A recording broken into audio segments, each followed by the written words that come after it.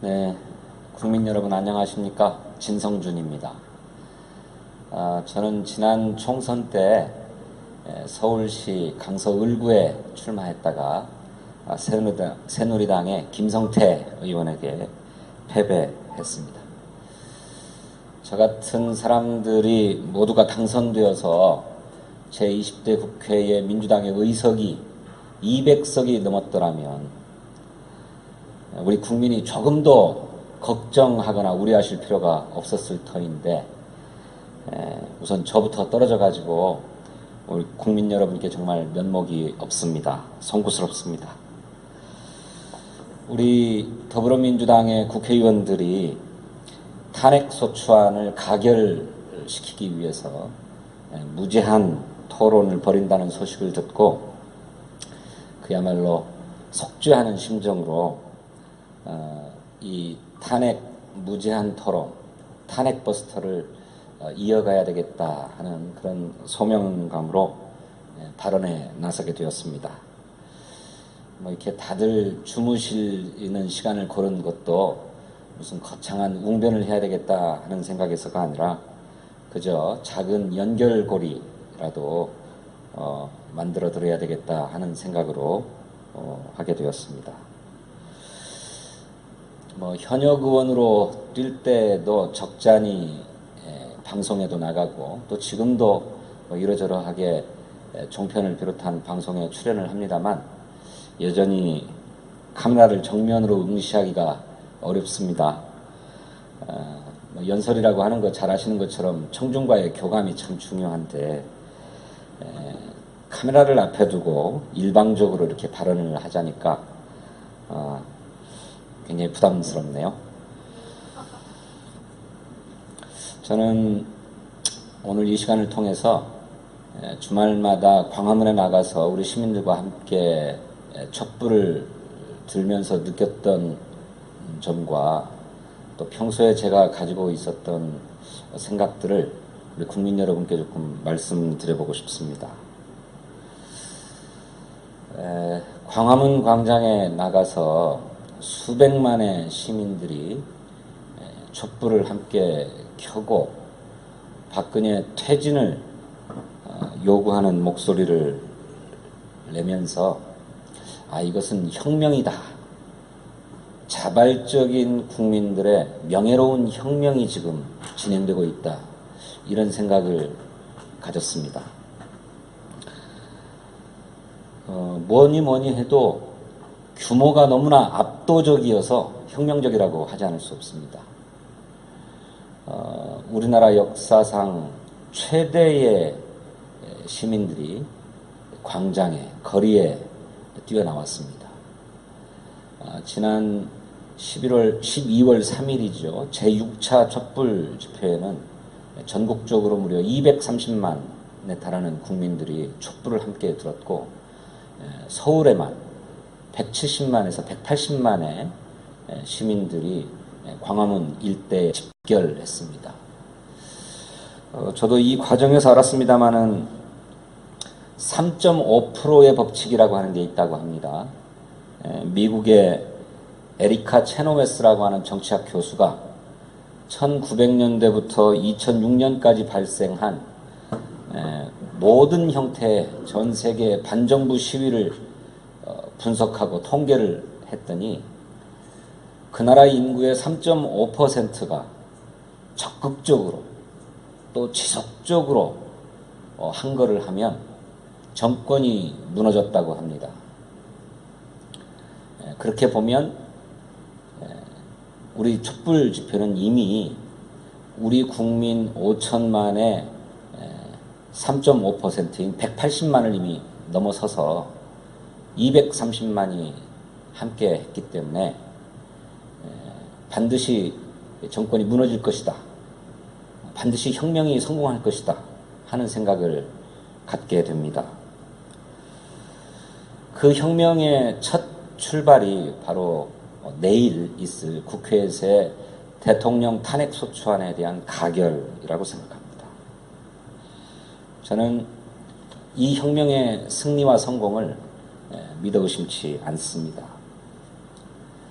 이렇게 규모가 압도적일 뿐만 아니라 우리 국민이 이 촛불 집회 과정에서 견지하고 있는 노선도 너무나 혁명적입니다.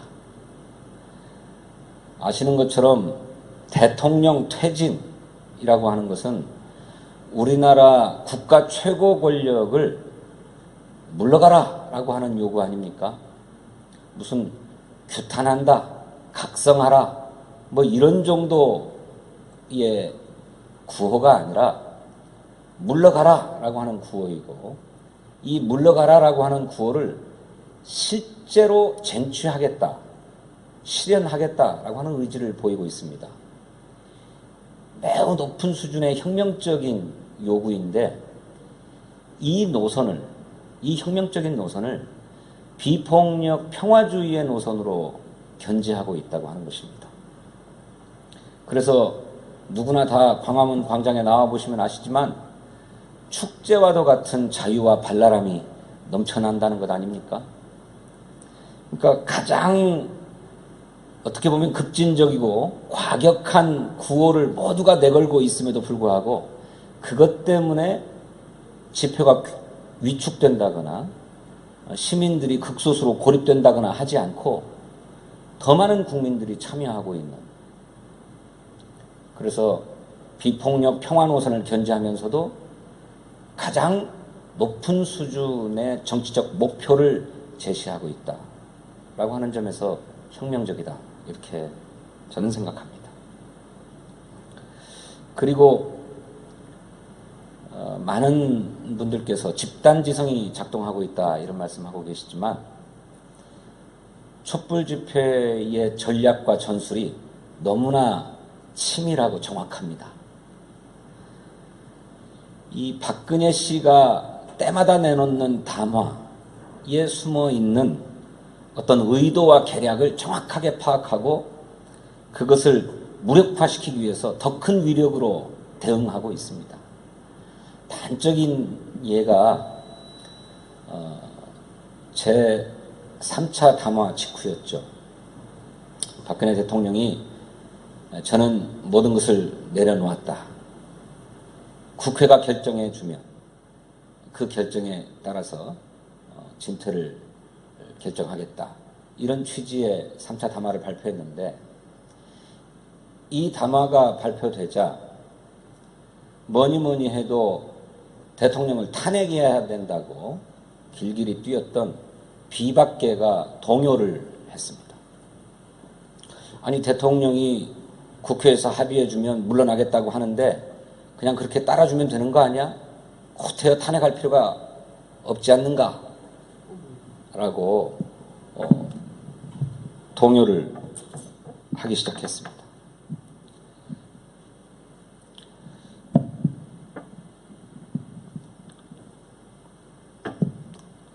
그러자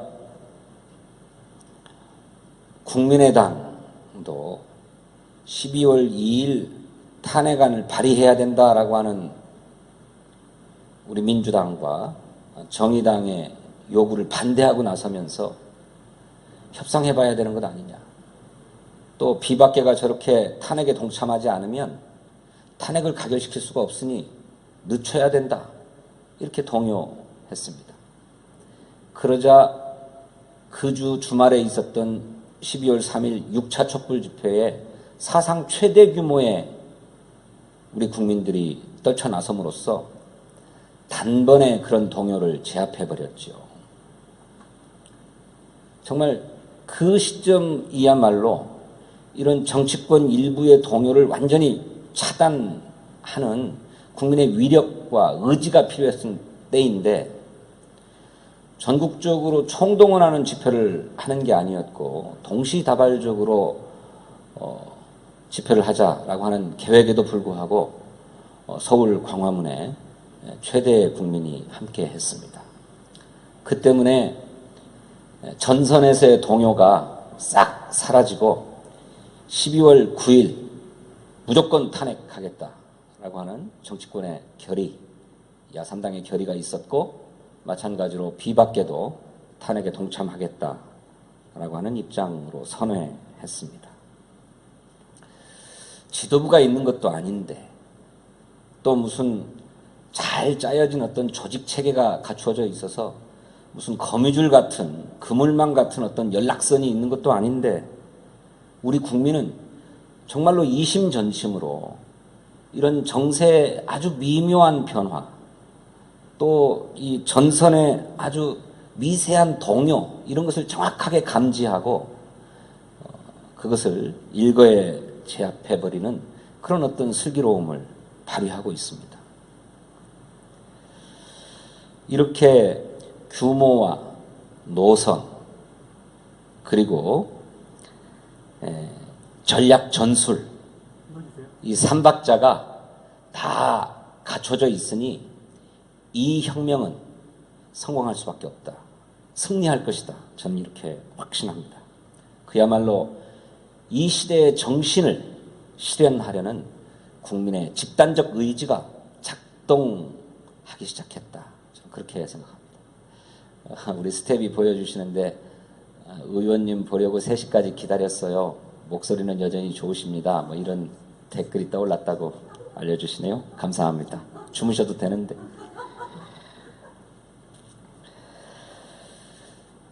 저는 이 시대 정신에 대해서 한번 살펴보고 싶습니다.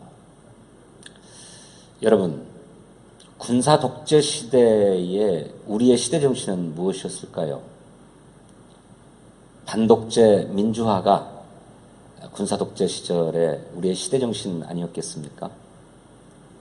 대학생들이 또 재야 운동가들이 그리고 민주당을 비롯한 모든 야당들이 그리고 김대중 대통령을 중심으로 한 야당의 정치인들이 모두 떨쳐나서서 군사 독재에 저항하고 항거했습니다. 그 결과로 우리는 정치적 민주화를 실현했습니다. 1987년 6월 항쟁을 통해서 우리는 이 나라의 최고 권력인 대통령을 국민의 손으로 직접 뽑을 수 있는 대통령 직선제를 쟁취했습니다. 그런데 이렇게 대통령 직선제를 쟁취했지만 그로부터 10년이 흘러서야 비로소 정권은 바뀔 수 있었습니다. 저는 과문해서 잘 모르지만 정치학자들에게 들으니까 정치학적으로 그 나라가 정치적으로 민주화되어 있느냐의 여부를 판단하는 가장 중요한 준거는 선거를 통해서 합법적으로 그리고 평화적으로 정권이 교체될 수 있느냐 여부에 달려있다고 합니다. 그러니까 우리는 대통령 직선제를 쟁취하고 그 대통령 선거를 통해서 정권 교체를 실현했고 또 앞으로도 정권 교체가 가능한 나라를 만들었습니다. 정치적 민주화를 실현한 것이죠. 이건 전 세계의 유례를 찾아보기 어려운 우리 대한민국의 위대한 성취입니다. 그렇게 1997년 김대중 대통령의 당선으로 수평적 정권 교체, 평화적 정권 교체를 실현했고 또 2002년 노무현 대통령 당선을 통해서 민주정부 2기를 수립할 수 있었습니다. 그래서 우리는 합헌적인 선거를 통해서 정권을 교체할 수 있는 나라가 되었고 그래서 비로소 정치적 민주화를 실현하는 그런 나라가 되었습니다. 그런데 이것은 정치적인 차원의 민주화였습니다. 다시 말해서 대통령을 국민의 뜻으로 뽑을 수 있는 절차적인 민주주의, 형식적인 민주주의였다는 것이죠.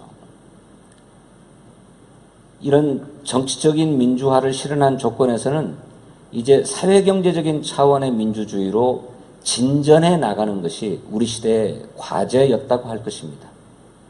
그것을 최장집 교수 같은 분들은 내용적 민주주의, 또 실질적 민주주의, 또 민주화 이후의 민주주의 이렇게 부르고 계시는데 정치적 민주화를 실현한 토대 위에서 사회경제적 민주화로 나아가야 되느냐, 이를테면 단계적으로 사고해야 되느냐, 아니면 동시에 추진해야 되느냐 하는 것은 여전히 이견이 있는 것입니다만은 우리가 정치적 민주화를 실현한 조건에서는 이제 동시에든 아니면 차후의 과제로든 사회경제적 차원의 민주화를 실현하는 방향으로 나아가는 것이 시대 정신이요, 시대의 요구였을 것입니다. 그런데 우리는 때마침 불어닥친 IMF 외환 위기 때문에 이 사회경제적 민주화를 제대로 추진하지 못했습니다. 아니, 오히려 전 세계적인 추세로 불어닥친 신자유주의적인 정책에 따라갈 수밖에 없었습니다. 그러다 보니 사회경제적 민주화가 일부 진전하긴 했습니다만 오히려 그 신자유주의가 야기한 양극화 문제로 우리는 더 신음하게 되었고, 그것 때문에 사회경제적 차원의 민주화라고 하는 과제가 더욱 긴절한 것이 되었습니다.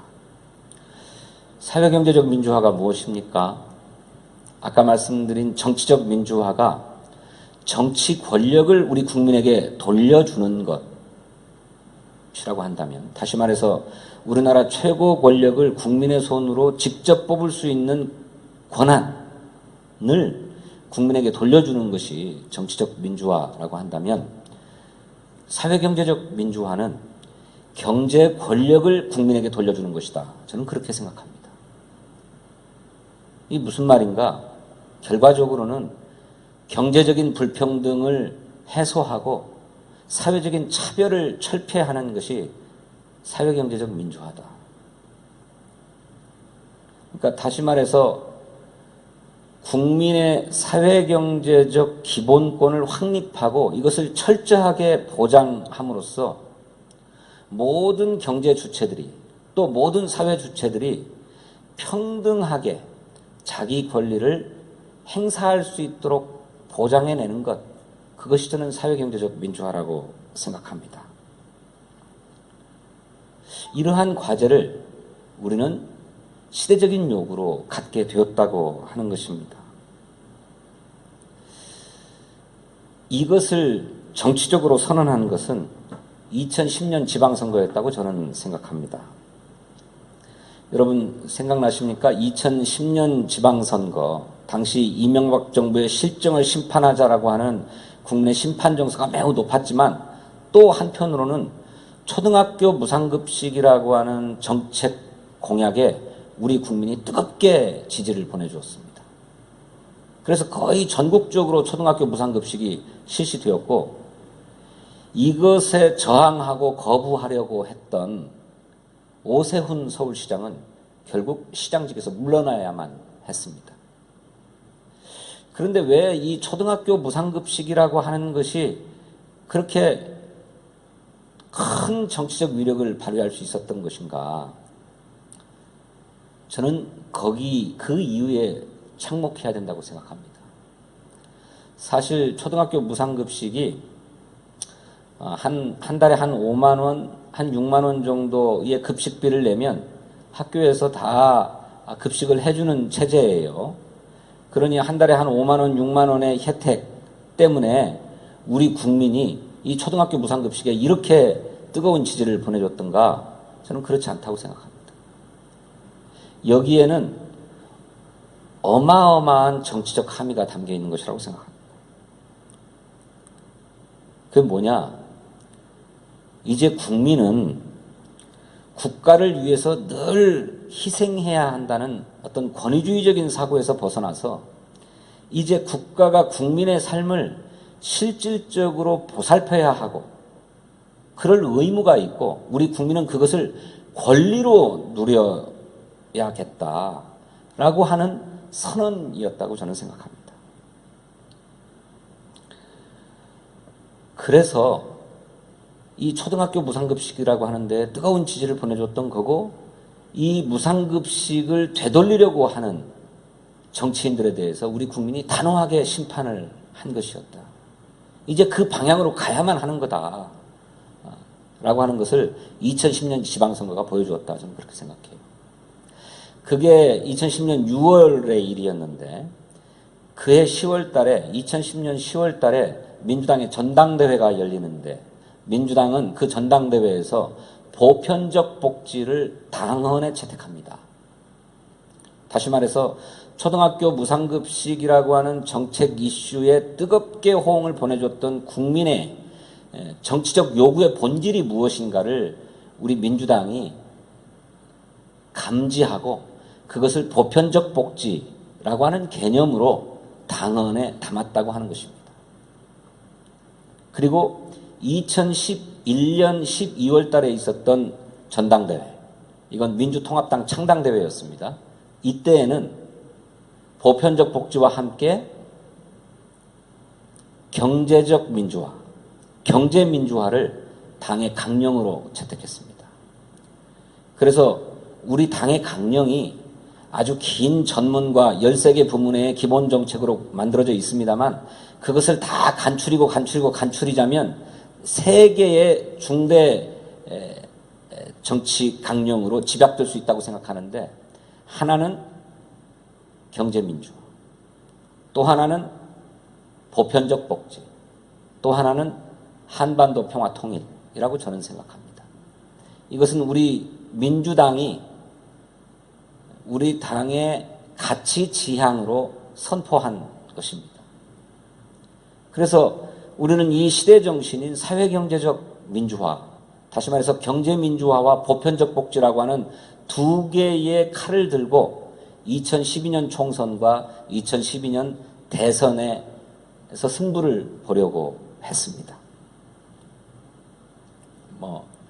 결과는 아시는 것처럼 승리하지 못했습니다만, 그럼에도 불구하고 2012년 국회의원 총선, 19대 총선이었습니다. 19대 총선과 2012년 대통령 선거를 통해서 우리는 우리 시대의 정신이 바로 이렇게 사회경제적 민주화에 있다라고 하는 점을 서로 확인하고 합의할 수 있었습니다. 국민이 차별성을 느낄 수 없을 정도로 여야의 공약이, 경제민주화 공약, 또 복지국가 공약이 똑같았습니다. 19대 총선 때 우리 당의 제1번 공약이 무엇인지 생각나십니까? 우리 당의 제1번 공약은 대학교 반값 등록금이었습니다. 새누리당의 1번 공약은 비정규직 차별 철폐였습니다. 보편적 복지와 경제민주화를 고스란히 담고 있는 공약들입니다. 그리고 그해 12월 달 대통령 선거에 실시됐던 여론조사를 보면 국민의 80%가 경제민주화의 필요성에 공감했고, 또 그보다 훨씬 많은 87%에 이르는 국민은 대통령 후보를 선택하는 데서도 경제민주화가 중요한 고려 요인이다, 이렇게 답했습니다.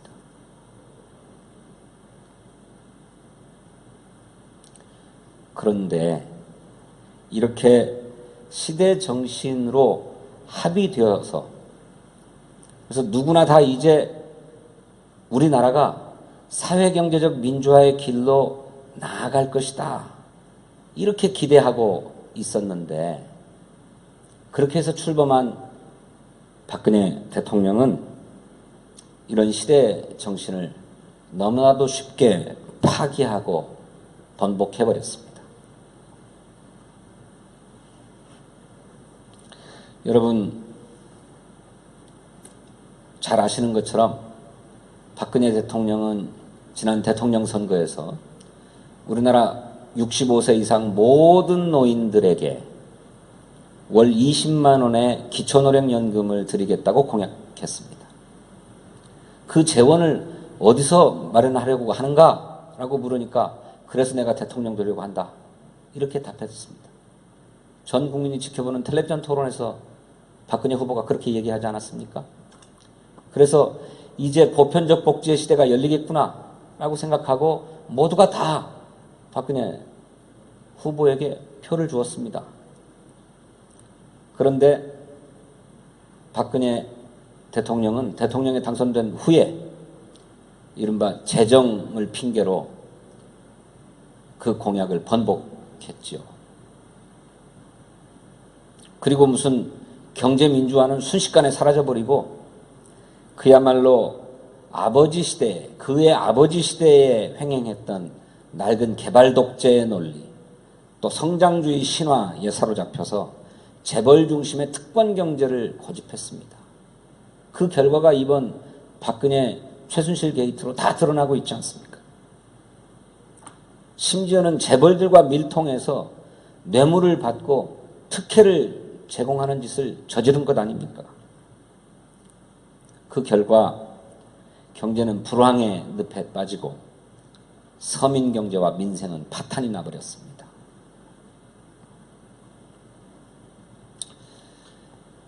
박근혜 정권뿐만이 아니고 그 전에 이명박 정권에 계속 이어서 이명박 박근혜 정권은 이렇게 시대 정신인 사회경제적 민주화를 포기한 데서 더 나아가서 정치적 민주주의마저도 훼손하고 후퇴시켰습니다. 저는 그 단적인 예가 백남기 농민이 경찰이 쏜 물대포에 맞아 숨진 사건이라고 생각합니다. 여러분 잘 아시는 것처럼 1987년에 연세대학교 이한열 열사가 경찰이 쏜 최루탄에 맞아서 숨졌습니다. 그 30년 후인 6년에 백남기 농민이 경찰이 쏜 물대포에 맞아서 숨졌습니다.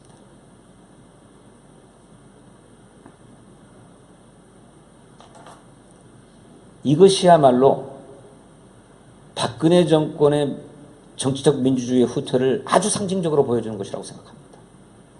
그뿐입니까? 박근혜 정권의 탄생 자체에도 정치적 민주화에 대한 심각한 훼손이 있었습니다. 그게 뭡니까?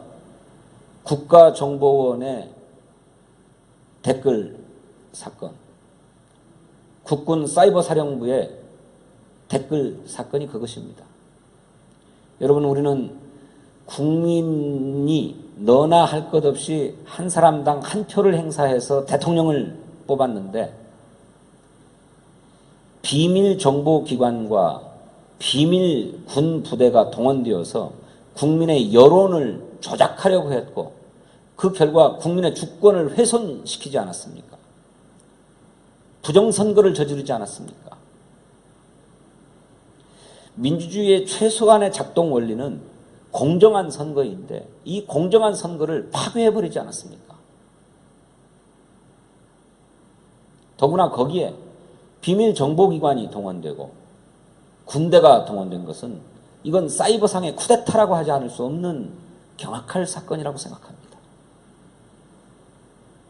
그런데 박근혜 정권은 이 경악할 사건에 대해서도 자신의 정치적 정통성이 훼손될까 무서워서 은폐하고 적당히 넘어가려고 했습니다. 그뿐이 아니지요. 이제는 아예 역사 교과서를 국정화해가지고 국민의 역사의식 자체를 뜯어 고쳐놓으려고 하지 않습니까? 지금 이 순간까지도 역사 교과서 국정화를 포기하지 않고 있습니다. 또 문화예술계의 블랙리스트를 작성을 해서 정권의 조그만 비판을 한 목소리를 내는 문화인, 예술인들을 탄압하고 억누르려고 하지 않았습니까?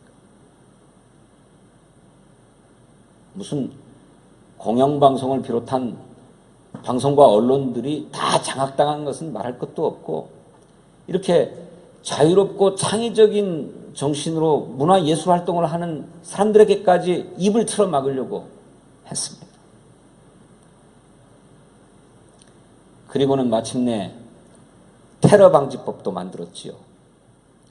우리 민주당 국회의원들이 필리버스터의 역사를 새로 썼는데 그 테러 방지법을 만들어서 정권이 마음만 먹으면 우리나라 국민 누구나의 통신 내역을 들여다보고 금융 거래 내역을 들여다볼 수 있도록 만들었습니다.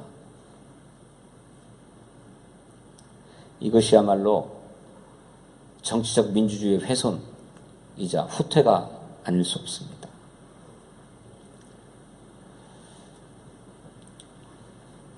그뿐이 아닙니다.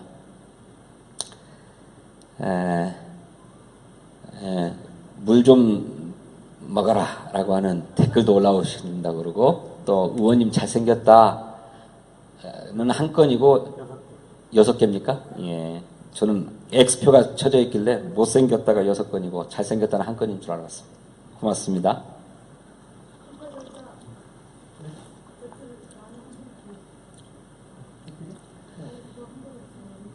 이렇게 사회경제적 민주화를 파기하고 지체시키고 정치적 민주화마저 훼손하고 후퇴시키고, 거기에 하나 더 있습니다. 국가의 존재 이유를 근본적으로 되묻게 하는 사건까지 벌어졌죠. 여러분, 그게 무엇입니까? 세월호 참사 사건입니다. 세월호가 좌초되어서 물에 빠져가는 모습을 온 국민이 텔레비전 생중계로 바라보고, 선체에서 빠져나오지 못한 304명의 어린 목숨들이 유리창을 깨지 못해 아우성치다가 죽어가는 모습을 온 국민이 텔레비전 생중계로 지켜봐야 했습니다. 그런데 그 시간에 대통령은 관저에서 무엇을 했는지 밝히지 못하고 있습니다. 어제 그 일단이 드러났습니다. 박근혜 대통령은 배 안에 300명 이상의 목숨이 그대로 있다는 사실을 알면서도 그 보고를 국가안보실장으로부터 유선으로 받았음에도 불구하고 그 시간에 머리를 했습니다. 여러분, 청와대가 세월호의 전복을 알게 된 것은 오전 9시 20분경이었다고 합니다. 그리고 대통령에게 최초로 보고한 것은 오전 10시였습니다. 그런데 그 보고를 받고서 대통령의 지시가 나온 것은 또 그로부터 30분 후인 10시 30분이었습니다. 10시 30분에 세월호는 침몰을 했습니다. 선수만 조금 남겨놓은 채 배 대부분이 뒤집어져서 물속에 가라앉고 있었습니다. 그리고 오전 11시 23분에는 김장수 당시 청와대 국가안보실장이 대통령에게 160여 명의 구조자 외에 나머지 생존자는 실종 상태이고 혹은 배 안에 그대로 있다라고 하는 보고를 했다고 합니다. 그런데 그로부터 또 30분 이상이 흐른 뒤에야 대통령은 머리를 하겠다고 전속 미용사를 청와대로 부릅니다. 그때야 비로소 이제 공식 업무를 시작하겠다고 한 것입니다. 여러분, 저는 사람이라면 이럴 수 없다고 생각합니다. 여러분, 맹자는 사람은 선하게 태어난다고 하는 성선설을 주장했다고 하죠. 사람은 누구에게나 측은지심이라고 하는 게 있다. 불쌍히 여기는 마음이 있다. 만일 어떤 강도가 또는 어떤 사람이 뭘 모르고 우물가로 기어가서 우물가에 빠지려 하는 아이를 본다면 그 아이를 얼른 일으켜 세우지 않겠는가? 그게 바로 측은지심이다. 사람은 누구나 다 이 측은지심을 안고 태어난다. 그래서 사람은 선하게 태어난다. 이것이 맹자의 성선설의 요지 아닙니까? 참 기가 막히게도 우리 더불어민주당의 추미애 대표도 어렸을 적 그런 실제 경험을 가지고 있다는 얘기를 들었습니다. 아주 어렸을 적에 가난해서 셋방살이를 온 가족이 했는데 어느 날 아버지가 월급을 타와서 모처럼 가족들이 짜장면을 먹으러 외식을 하러 나가기로 했대요. 어린 마음에 너무 좋아서 머리를 감고 예쁘게 하고 나가려고 마당에 있는 우물가에 나가서 머리를 감으려고 하다가 그만 우물에 빠졌습니다. 그 비명 소리를 듣고 주인 아주머니가 그야말로 버선발로 달려나와서 두레박을 던져줘서 추미애 대표가 살아날 수 있었다고 합니다. 그 주인 아주머니는 수년 동안 심장병을 앓아오셨던 분이라고 해요. 이거 싫어합니다. 사람이라면 누구나 다 그렇게 하지 않겠습니까? 그런데 어떻게 대통령이, 아니 대통령 이전에 사람이 300명 이상 되는 국민이 배 안에 갇혀서 물에 빠져 죽어가고 있다고 하는데 그 시간에 자기 머리를 하겠다고 전속 미용사를 부른단 말입니까? 청와대 관저에서 청와대 본청 집무실까지 자동차로 2분이고 뛰어가면 한 10분 걸릴까요? 5분 걸린다고 그러네, 우리 김현 의원님께서. 맨발로라도 뛰어나가가지고 어떻게 된 일이냐, 우리 국민들을 어떻게 살릴 것이냐 하는 것이 대통령의 소임, 아니 인간으로서의 소임 아닙니까?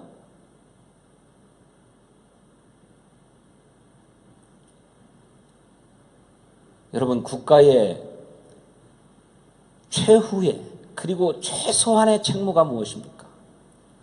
국민의 생명과 국민의 재산을 지키고 보호하는 것입니다. 우리 헌법 전문에는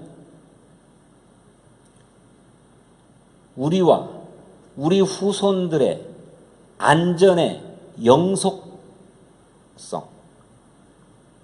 영구한 안전을 확보하겠다, 확보할 것을 다짐한다 라고 되어 있습니다. 그것이 헌법의 기본 책무라고 국가가 선포하고 있습니다. 대통령은 그 헌법을 수호하겠다고 선언했습니다. 그런데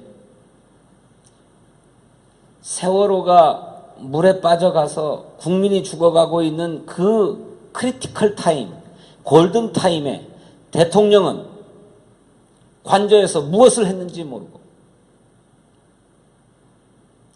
그리고 그것을 알고 난 다음에는 한가롭게 머리를 하겠다고, 머리를 하고 나서도 한참 뒤에야 중대본에 나가서 납득할 수 없는 헛소리를 하지요. 학생들이 다 그렇게 구명조끼를 입었다는데 그렇게 발견하기가 힘듭니까? 20차례도 넘는 서면 보고를 받았다는 사람이 상황 파악이 전혀 안 되는 얘기를 하고 있지 않았습니까? 이 사태를 목도하면서 우리 국민은 이것은 나라가 아니다,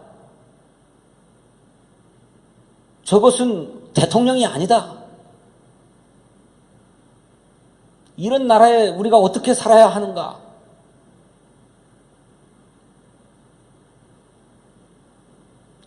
여러분, 저는 어쩌면 세월호 참사를 맞았을 때 우리 민주당과 민주당의 국회의원 전원이 모든 것을 걸고 싸웠어야 했다고 생각합니다. 제가 당시에 국회의원이었습니다만 저희들은 주저했습니다. 2달 뒤에 지방선거가 있을 터인데 만일 우리 당이 세월호 참사에 전면적으로 뛰어들어서 싸운다면 저들이 죽음을 선거에 이용하려 한다 라고 하는 정치적 역공을 가할 것이다, 정치적 비난을 가할 것이다, 그러면 역풍이 불고 말 것이다 하는 것을 저희들은 우려했습니다. 자백하거니와 저희들이 비겁했다고 생각합니다.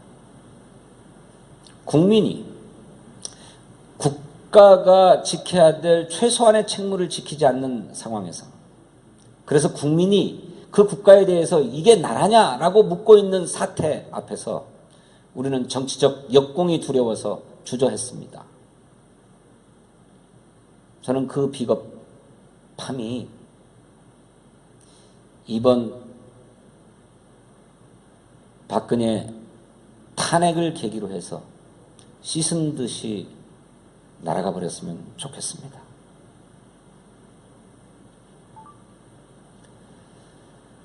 이번에 드러난 것처럼 박 대통령은 공적 의식이 전혀 없는 사람이었습니다. 최순실이 누구인지 모르지만 그 사적 이익을 위해서 우리 국민이 위임해준 신성한 국가 권력을 사사로이 휘둘렀습니다. 그래서 우리 국민은 다시 한번 이것이 나라냐, 저것이 대통령이냐 다시 묻고 있는 것이고, 그랬기 때문에 이제 더 이상 용납할 수 없다. 그저 대통령을 비판하는 목소리로 물러가라라고 하는 게 아니라 실제적으로 권좌에서 끌어내려야 되겠다라고 결심한 것이라고 생각합니다. 그러니 돌이킬 수 없습니다. 그러니 적당히 무마될 수 없습니다. 시대정신인 사회경제적 민주화를 파기하고 번복했고, 그리고 우리가 이미 1987년에 그리고 1997년을 기점으로 실현했다고 믿었던 정치적 민주화가 철저하게 파괴되고 훼손됐고, 거기에서 더 나아가서 이것이 나라냐라고 묻는 국가의 존재 이유, 정부의 존재 이유, 정치의 존재 이유를 근본적으로 다시 묻게 만드는 사태 앞에서 우리 국민은 더 이상의 선택의 여지가 없습니다. 그래서 국민은 혁명을 시작한 것이다, 이렇게 생각합니다. 김재동 님이 참여했던 한 광장 집회에서 한 엄마가 이렇게 말했다고 합니다. 8살 아들이 엄마도 한마디 하라고 해서 일어났어요. 사실 할 말이 별로 없어요. 저는 식당에서 주방 일을 하는데요. 뭘 알겠어요. 식당 영업은 오늘 토요일이 대박이거든요. 근데 여기 나와서 이러고 있어요. 왜일까요? 우리 8살 먹은 아들이요, 이런 나라에서 살게 하면 안 된다는 생각 때문이에요.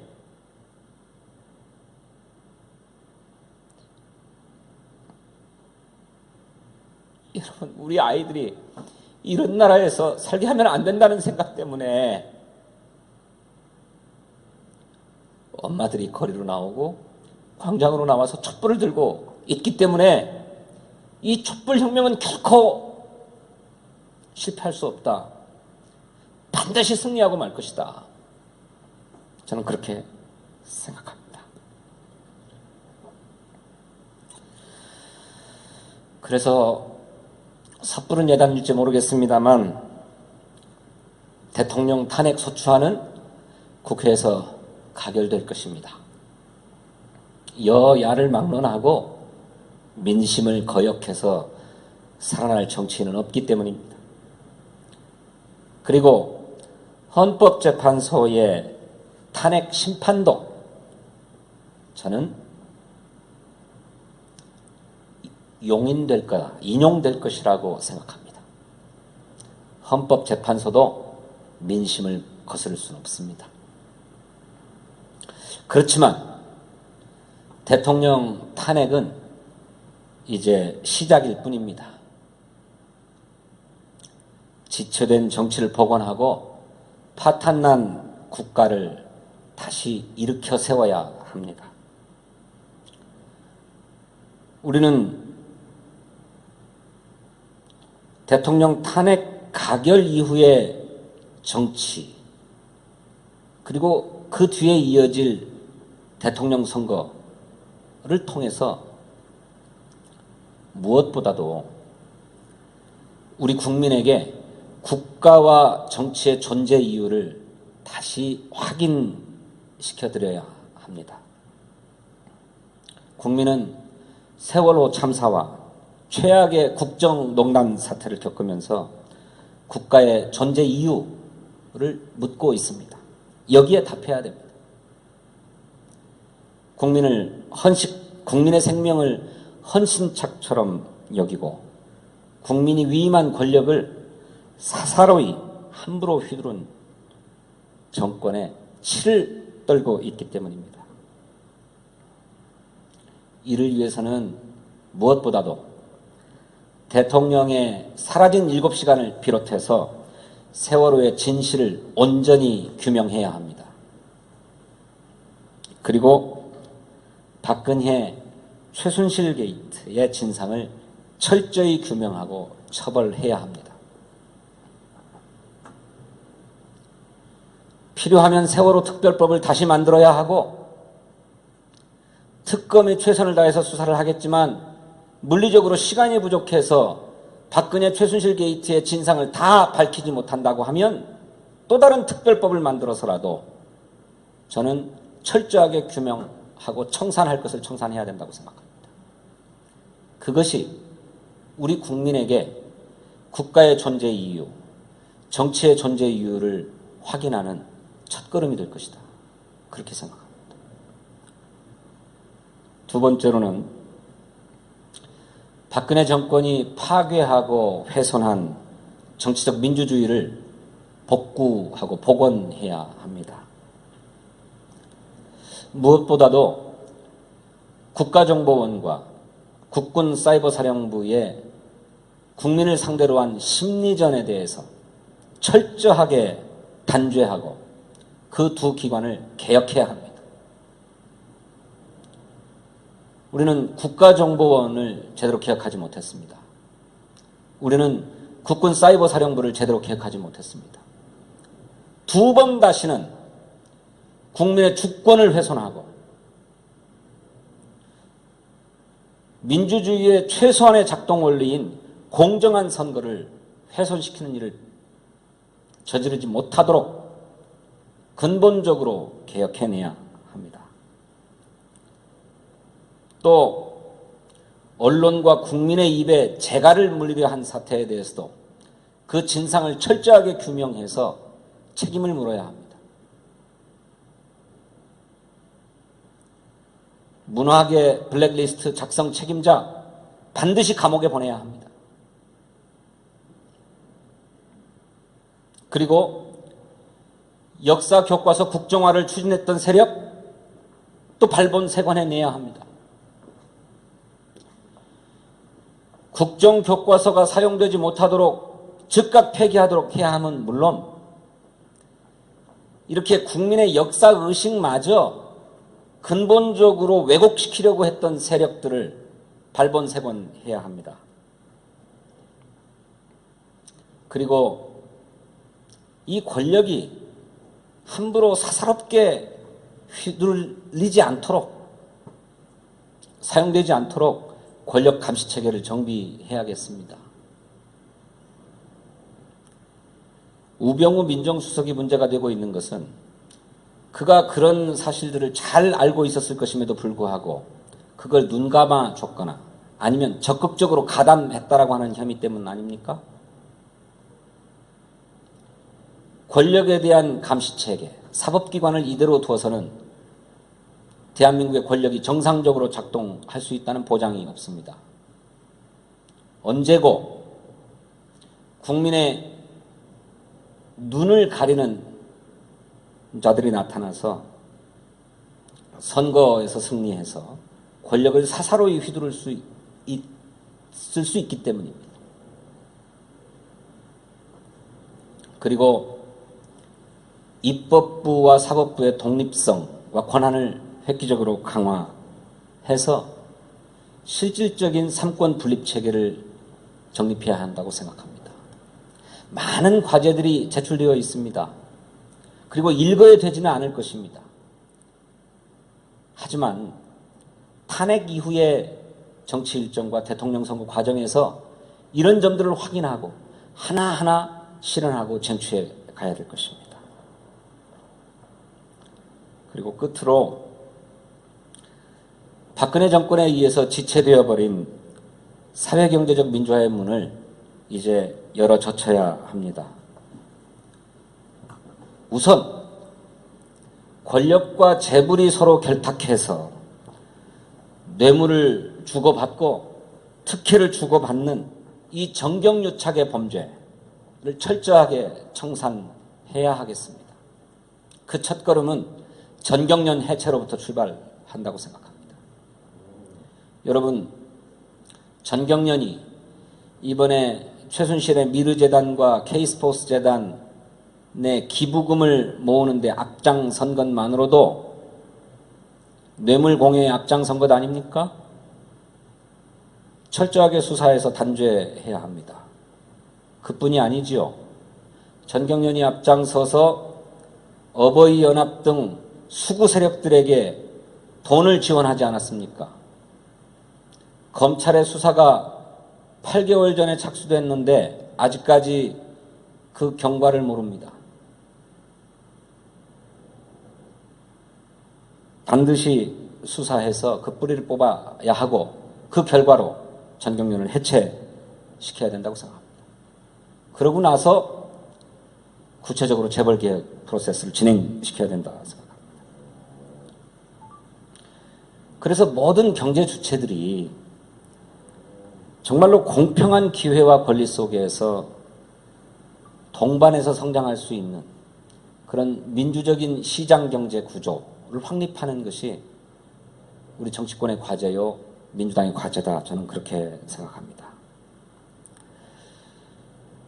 그래서 노동자와 농민, 서민, 청년과 학생, 또 여성, 장애인 등등과 같은 우리 사회의 약자들이, 사회적 약자들이 자신의 정치적 기본권에 더해서 사회경제적 기본권을 확립하고 그것을 철저히 보장함으로써 경제 권력을 정치 권력과 마찬가지로 공평하게 행사할 수 있도록 만들어야 할 것입니다. 아까도 말씀드렸던 것처럼 대통령 탄핵소추안의 가결은 혁명의 시작입니다. 이 시작을 통해서 우리 역사의 미완의 혁명으로 또 하나 그칠 게 아니고 마침내 혁명을 완수해야 하겠습니다. 그것이 저는 촛불 민심이요, 그것이 촛불 혁명이다 이렇게 생각합니다. 그런 시대적 사명감 속에서 우리 민주당의 국회의원들이, 또 야당의 국회의원들이, 또 양심적인 국회의원들이 다 함께 떨쳐나서서 그 첫 출발인 박근혜 대통령에 대한 탄핵소추안을 국회에서 가결시켜 주실 것을 호소하고, 우리 국민은 그것이 가결되도록 함께 감시하고 추동해 가자는 말씀을 드리고, 저는 우리 국민이 이번에도 그 현명한 집단지성을 발휘해서 이 국민의 도도한 명령을 거스를 수 없도록 해주실 것이다, 이렇게 믿습니다. 고맙습니다.